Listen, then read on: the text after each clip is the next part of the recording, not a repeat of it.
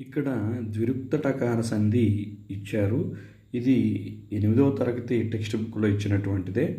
ఇక్కడ ద్విరుక్తటకారం అంటే ఏంటంటే, కురు, చిరు, కడు, నడు, నిడు శబ్దంబుల రా, డ లకు అచ్చుపరమైనప్పుడు ద్విరుక్తటకారం ఆదేశంగా వస్తుంది.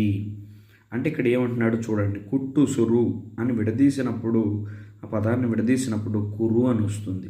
అట్లాగే చిట్టడివి చిరు, కట్టెదుట కడు, నట్టిల్లు నడు, నిట్టూర్పు నిడు. ఇట్లా కురు, చిరు, కడు, నడు, నిడు ఆ శబ్దాలకి రా కానీ తర్వాత డా కానీ మాత్రమే ఉంటాయి. అక్కడ చూడండి పూర్వపదం చివర.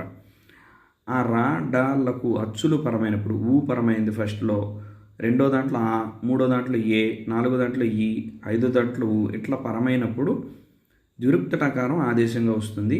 ఇది చాలా ఇంపార్టెంట్. లైక్